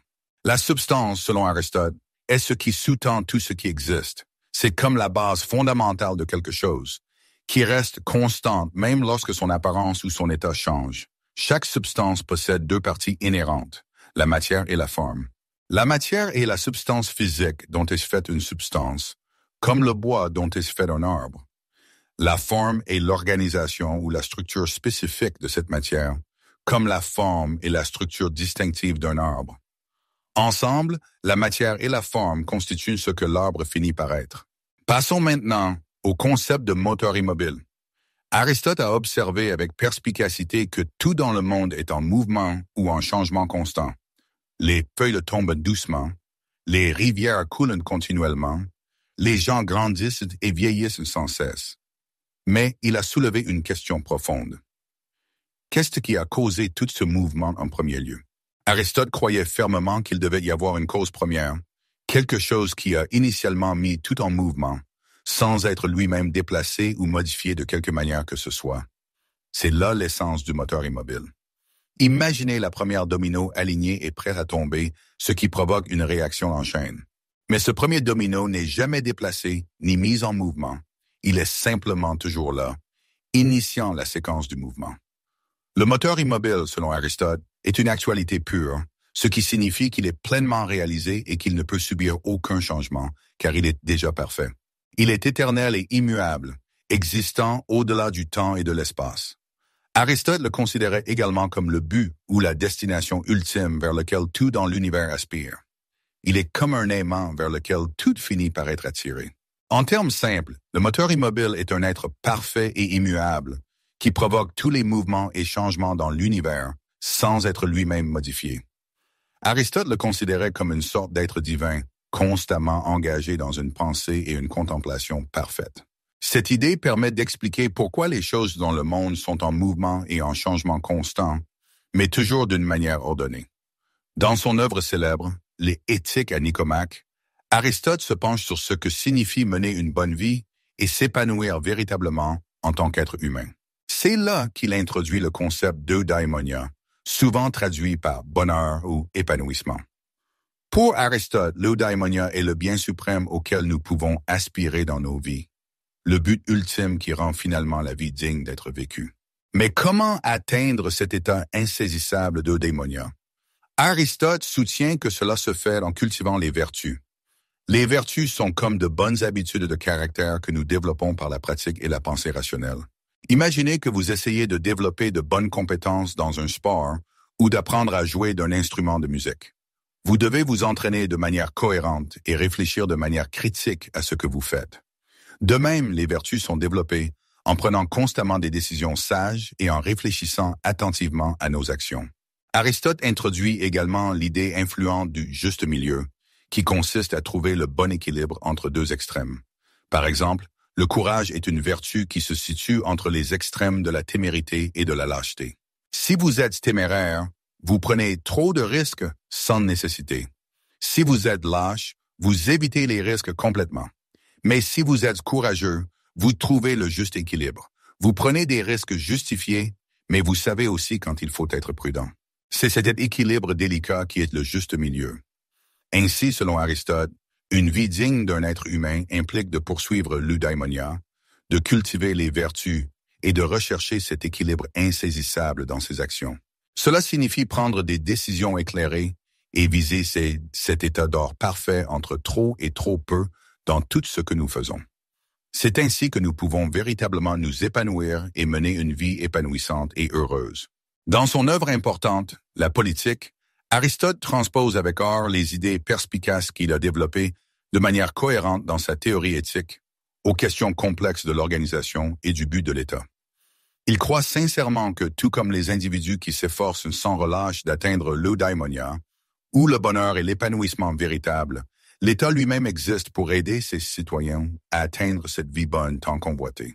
Pour Aristote, l'État n'est pas simplement un endroit où les gens coexistent pacifiquement. C'est une communauté florissante qui joue un rôle crucial en aidant les individus à mener une vie bonne. C'est pour cette raison qu'Aristote examine scrupuleusement différentes formes de gouvernement afin de déterminer laquelle soutient le mieux une vie bonne pour ses citoyens. Il examine attentivement divers systèmes, notamment la monarchie, le règne d'un seul, l'aristocratie, le règne de quelques-uns des meilleurs, et la démocratie, le règne de la majorité. Chaque forme de gouvernement est son propre ensemble de forces et de faiblesses, et Aristote est extrêmement intéressé par la façon dont elles peuvent être combinées efficacement pour créer la forme de gouvernement la plus efficace.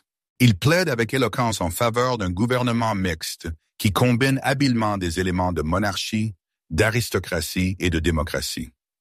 L'idée maîtresse ici est d'équilibrer ces différentes formes de manière à ce que le gouvernement puisse tirer pleinement parti de leurs forces individuelles, tout en évitant habilement leurs faiblesses inhérentes. Par exemple, une monarchie pourrait assurer un leadership fort et décisif. Une aristocratie pourrait garantir que le pouvoir soit détenu par les personnes les plus sages et les plus compétentes. Une démocratie, quant à elle, pourrait s'assurer que les intérêts de la majorité soient dûment pris en compte. La vision d'Aristote d'un gouvernement mixte a exercé une influence considérable sur la pensée politique ultérieure, démontrant comment différentes formes de gouvernement peuvent être combinées pour créer une société plus stable et plus juste. Il croyait fermement que cette approche, soigneusement équilibrée, aiderait l'État à atteindre son objectif principal, à savoir favoriser une vie de qualité pour tous ses citoyens, leur permettant de prospérer et de vivre ensemble en harmonie. Aristote est souvent, et à juste titre, considéré comme le père de la logique formelle, et sa contribution novatrice dans ce domaine a façonné notre façon de penser et de raisonner à travers les siècles. Son corpus d'œuvres, connu collectivement sous le nom de Organon, est devenu la pierre angulaire de la pensée déductive et de la logique des syllogismes. Ces termes peuvent sembler complexes, mais au fond, ils concernent la façon de construire des arguments logiques et de tirer des conclusions fiables, en s'appuyant sur les informations disponibles. Au sein de l'Organon, Aristote présente le concept fascinant des syllogismes. Un syllogisme est un type d'argument logique dans lequel on part de deux affirmations, connues sous le nom de prémices, et à partir de celle-ci, on déduit une troisième affirmation, connue sous le nom de conclusion. Par exemple, si vous savez que tous les hommes sont mortels et que Socrate est un homme, vous pouvez logiquement conclure que Socrate est mortel. Cette forme de raisonnement, simple mais puissante, nous permet de construire des arguments complexes et d'identifier la vérité de manière structurée. Le système logique d'Aristote est devenu une méthode standard pour la recherche scientifique et philosophique pendant d'innombrables siècles. Il a fourni un cadre clair aux chercheurs qui avaient besoin de comprendre le monde et de communiquer leurs découvertes.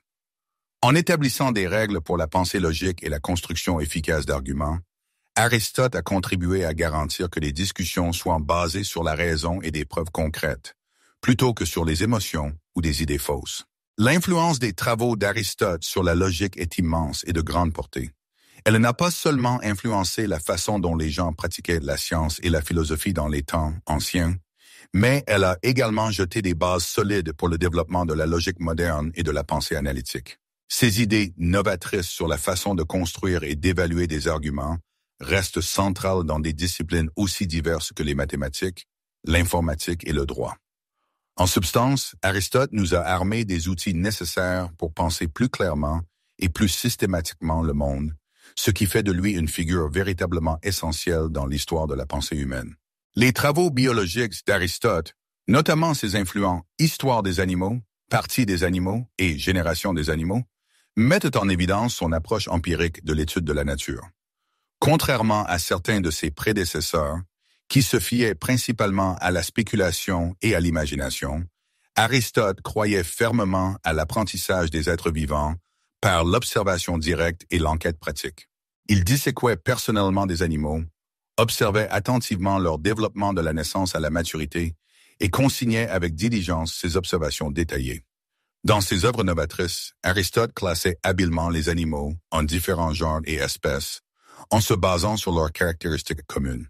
Il fut l'un des premiers à entreprendre une tentative significative de classification systématique des organismes vivants. Par exemple, il remarqua avec perspicacité que certains animaux ont du sang, tandis que d'autres n'en ont pas, ce qui l'a conduit à établir une distinction entre les vertébrés et les invertébrés.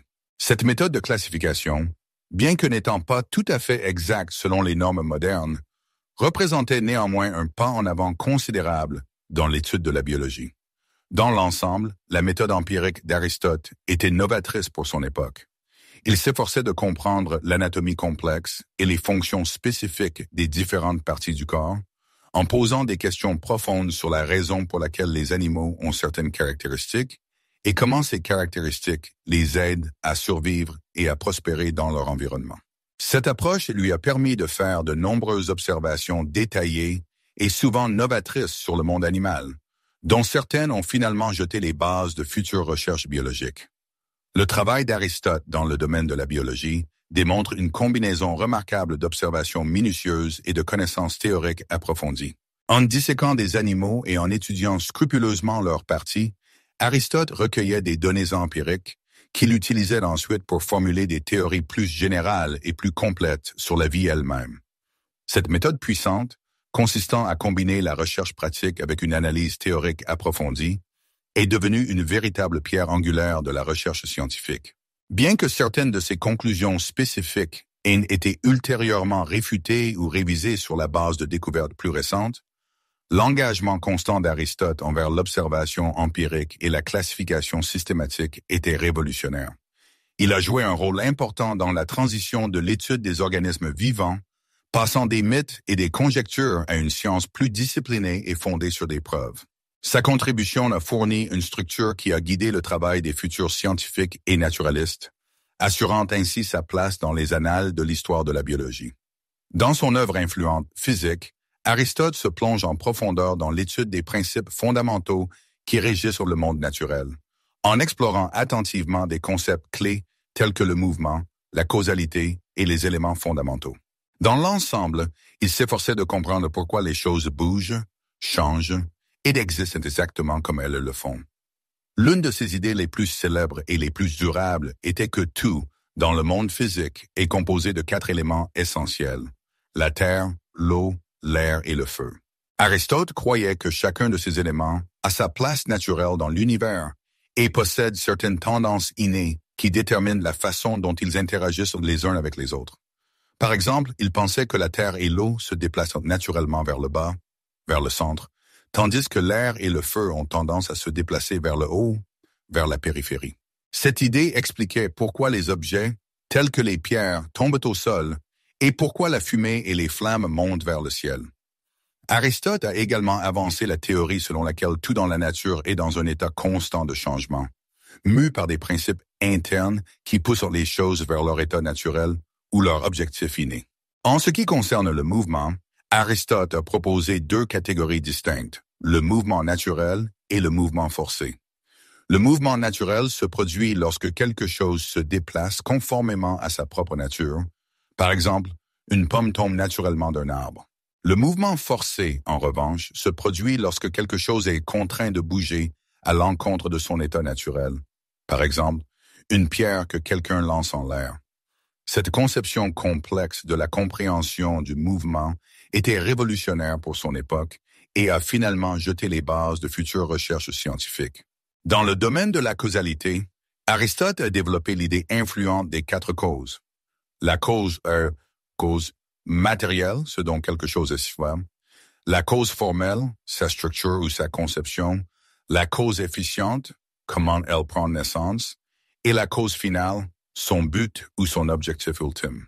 Ces 4 causes représentaient la façon dont Aristote expliquait non seulement comment les choses se produisent, mais aussi pourquoi elles se produisent exactement comme elles le font.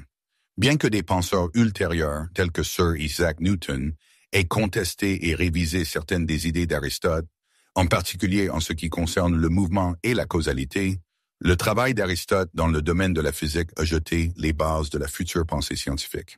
Son insistance sur la compréhension des causes et des principes fondamentaux qui sous-tendent les phénomènes naturels est constitué un pas en avant important dans le développement de la méthode scientifique moderne. Bien que certaines de ces théories spécifiques aient été remplacées au fil du temps par des modèles plus précis, la contribution d'Aristote à l'étude de la nature reste fondamentale dans l'histoire de la science. Dans son œuvre significative du ciel, Aristote expose ses points de vue sur la structure du cosmos, proposant une vision perspicace de l'univers dans laquelle la Terre se trouve au centre même. Ce modèle est généralement appelé géocentrique, ce qui signifie que tous les corps célestes, tels que le Soleil, la Lune, les étoiles lointaines et les planètes, se déplacent autour de la Terre sur des orbites circulaires idéales et immuables. Pour Aristote, la Terre était le noyau immobile et indéplaçable de l'univers, et tout le reste dans les cieux était en rotation constante et harmonieuse autour d'elle. Il croyait fermement que les cieux sont faits d'un élément différent, un 5e élément, à savoir une substance divine, souvent appelée éther, qui était considérée comme parfaite et immuable, contrairement aux 4 éléments terrestres, la terre, l'air, le feu et l'eau, qui sont soumis à un changement constant.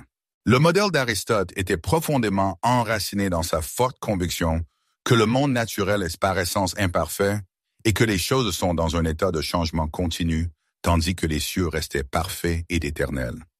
Cette idée d'un mouvement circulaire parfait dans les cieux reflétait sa philosophie plus large, selon laquelle l'univers est ordonné et intentionnel, avec une vision où tout a sa place appropriée. Dans sa cosmologie, Aristote expliquait également le mouvement complexe des corps célestes comme une forme de raison et d'intelligence divine, entraînant les étoiles et les planètes sur leurs orbites prédéterminées et immuables. Bien que la vision géocentrique d'Aristote sur l'univers ait été largement acceptée pendant de nombreux siècles et a eu une profonde influence sur le développement de l'astronomie, elle a ensuite été sérieusement contestée. Au XVIe siècle, Nicolas Copernic a avancé une théorie héliocentrique révolutionnaire qui plaçait le Soleil au centre de l'univers au lieu de la Terre, et ce point de vue a finalement été étayé par les travaux perspicaces de scientifiques influents tels que Galilée et Johannes Kepler. Néanmoins, les efforts sincères d'Aristote pour comprendre et expliquer les phénomènes célestes ont joué un rôle essentiel dans l'évolution ultérieure de la pensée astronomique. Son idée selon laquelle l'univers obéit à une structure rationnelle et ordonnée a façonné d'innombrables recherches spatiales, même si son modèle spécifique a finalement été remplacé.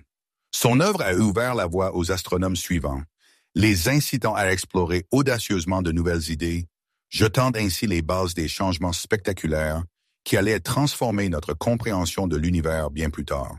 L'influence d'Aristote reste palpable tout au long de la longue histoire de l'astronomie, où ses premières tentatives d'explication des cieux constituent un chapitre important du voyage scientifique qui a conduit des idées antiques aux découvertes novatrices qui définissent notre compréhension moderne de l'univers. L'impact d'Aristote sur les générations futures de penseurs est véritablement incommensurable. Ses écrits ont été scrupuleusement conservés et minutieusement étudiés par les érudits du monde islamique florissant à l'époque médiévale. Plus tard, ils ont refait surface en Europe, où ils ont joué un rôle essentiel dans la formation de la pensée médiévale et l'essor ultérieur de la scolastique. L'accent mis par Aristote sur l'observation rigoureuse et le raisonnement logique a jeté des fondations solides pour la révolution scientifique et le développement de la science moderne. En philosophie, ces idées profondes ont continué à susciter des débats et des études approfondies pendant des siècles. Son travail dans les domaines de l'éthique, de la politique et de la logique reste une pierre angulaire de ces disciplines, exerçant une influence sur les générations futures de philosophes et d'érudits. Lorsque nous regardons l'héritage durable d'Aristote, nous voyons bien plus qu'un simple philosophe. Il était un véritable érudit, dont la curiosité insatiable et l'intelligence perspicace embrassaient tous les domaines de la connaissance humaine. Sa profonde quête de compréhension du monde et son approche méthodique de la recherche analytique ont laissé une marque indélébile dans l'histoire. Au fil des siècles, Aristote a façonné notre façon de penser, d'apprendre et d'explorer les mystères complexes de la vie, et son influence persistante continue de résonner à travers les âges. La période hellénistique, qui a suivi la mort d'Alexandre le Grand en 323 avant notre ère, a été une époque d'expansion culturelle et intellectuelle considérable. Au cours de cette période, l'Empire grec a englobé une grande partie du monde connu, conduisant à un échange sans précédent d'idées, de philosophies diverses et de cultures variées. C'est cette époque fascinante qui a donné naissance à plusieurs écoles philosophiques influentes qui ont réagi à l'évolution du paysage social et politique, offrant de nouvelles perspectives profondes sur la façon de mener une vie bonne, de trouver la paix intérieure et de faire face aux incertitudes inévitables d'un monde en mutation rapide.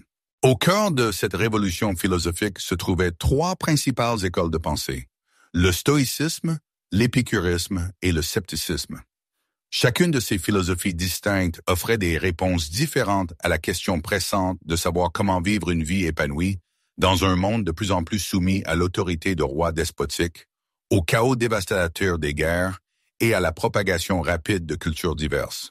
L'une des écoles les plus connues et les plus influentes de la philosophie hellénistique était le stoïcisme, fondé par le célèbre Zénon de Cityon à Athènes vers 300 ans avant notre ère.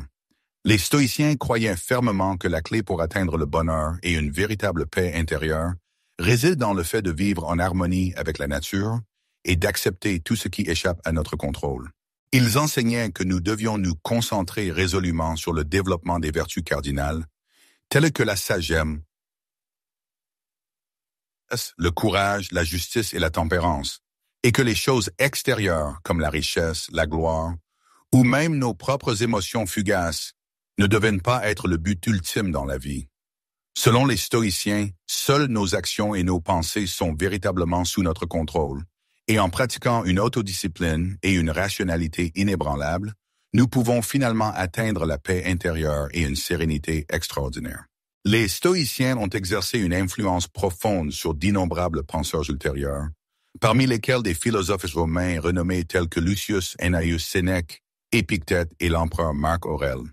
Ils enseignaient que les difficultés de la vie, telles que la maladie, une perte déchirante ou un échec dévastateur, sont inévitables, mais que notre réaction à ces événements est ce qui compte le plus.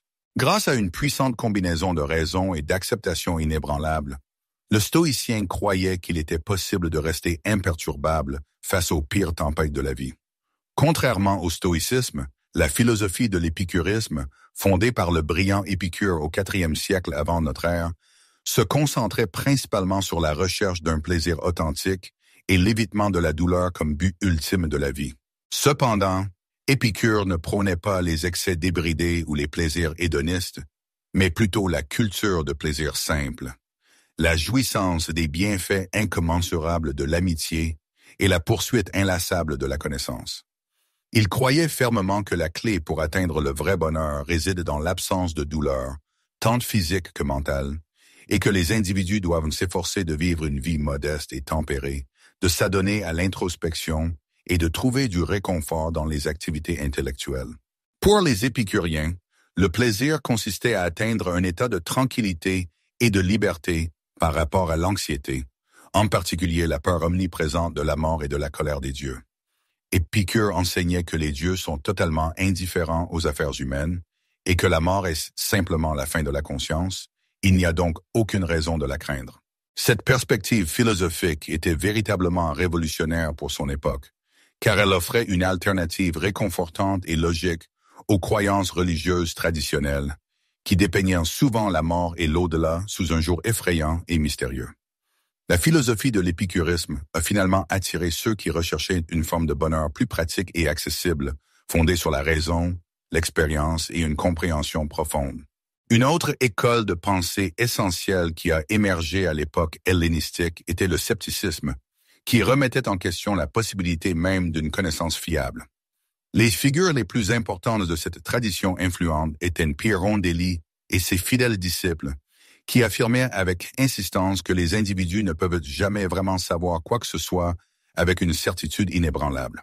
Selon les sceptiques, nos sens sont intrinsèquement peu fiables, et nos jugements sur le monde qui nous entoure sont souvent influencés par de nombreux préjugés et idées préconçues. Par conséquent, il croyait fermement que l'approche la plus sage de la vie consiste à suspendre son jugement et à s'abstenir de faire des déclarations catégoriques sur ce qui est vrai ou faux.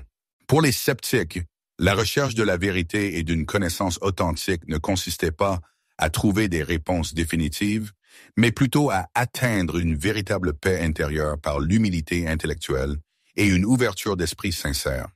Il pensait qu'en reconnaissant les limites inhérentes à notre connaissance, nous pouvons éviter le stress et l'anxiété liés à la quête sans fin de la résolution des innombrables énigmes de l'existence. Au lieu de cela, les sceptiques préconisaient la culture d'une vie de tranquillité d'esprit, libérée du besoin de s'accrocher fermement à des croyances ou à des opinions obstinées. Il est important de noter que ces écoles philosophiques influentes n'étaient pas isolées les unes des autres. Elles interagissaient constamment, s'influençaient mutuellement et partageaient souvent des idées communes. Par exemple, bien que le stoïcisme ait principalement souligné l'importance de la maîtrise de soi et de la vertu, il partageait également avec l'épicurisme une aspiration commune à la paix intérieure et à une vie libérée de la douleur inutile. De même, le scepticisme et le stoïcisme appréciaient l'importance de la raison et d'une introspection honnête, bien qu'ils aient divergé dans leur vue fondamentale sur la nature de la connaissance et de la certitude. Les philosophes hellénistiques s'intéressaient également profondément aux questions aiguës de l'éthique, de la politique et de la nature de la personne. Alors que le monde grec ancien cédait la place au monde impérial plus cosmopolite et disparate des successeurs d'Alexandre, ces penseurs perspicaces s'efforçaient d'offrir des réponses utiles aux questions importantes sur la façon dont on devrait vivre dans un monde marqué par une incertitude croissante, une diversité sans précédent et des bouleversements politiques continus. Leurs enseignements édifiants représentaient une réponse directe à la perte de la cité-État comme principe central d'organisation de la vie, offrant de nouvelles façons pour les individus de trouver la stabilité, le but et le sens tant désirés dans un monde en mutation rapide. Grâce à leurs enseignements durables, les philosophes hellénistiques ont laissé un héritage profond. Leurs idées perspicaces sur l'éthique, la nature éphémère de la connaissance et la quête éternelle du bonheur ont non seulement influencé les traditions philosophiques ultérieures, mais ont également eu un impact profond sur la pensée chrétienne primitive, car de nombreux écrivains et penseurs chrétiens primitifs ont interagi profondément avec les œuvres des stoïciens et des épicuriens. En réfléchissant aux enseignements de ces philosophes influents, nous voyons que malgré les changements spectaculaires qui ont défini l'époque hellénistique, de nombreuses questions qu'ils ont soulevées sur la nature du bonheur, le but de la vie et le rôle de la raison dans l'existence humaine, restent profondément pertinentes dans le monde complexe dans lequel nous vivons aujourd'hui. Leurs idées intemporelles nous offrent des aperçus précieux sur la façon dont nous pouvons gérer les nombreuses complexités de notre propre vie et trouver la paix intérieure dans un monde qui semble souvent échapper à notre contrôle. En terminant l'exploration de la riche tapisserie de la philosophie grecque antique, prenez un moment pour réfléchir à l'influence indélébile qu'ont exercé ces brillants penseurs. Leurs idées novatrices ont façonné notre façon de penser à tout, de la science pratique et de la politique changeante à l'éthique profonde et à la nature la plus mystérieuse de l'existence. Imaginez une image vivante de la Grèce antique. Un lieu animé où la philosophie n'était pas simplement quelque chose que les gens étudiaient à l'université, mais plutôt un véritable mode de vie. Les questions qui ont été posées autrefois par le visionnaire Socrate, le brillant Platon, l'influent Aristote et les éminents philosophes hellénistiques résonnent encore vivement aujourd'hui, nous incitant à réfléchir profondément sur notre propre vie et notre quête inlassable de la sagesse. Merci de vous être joints à ce voyage à travers le domaine de la philosophie grecque antique. Alors que vous poursuivez votre propre chemin, gardez à l'esprit la sagesse éternelle de ces grands philosophes. Que leurs brillantes perspectives et leurs enseignements profonds vous inspirent à poursuivre votre quête de connaissance, de sagesse et de compréhension profonde dans votre propre vie.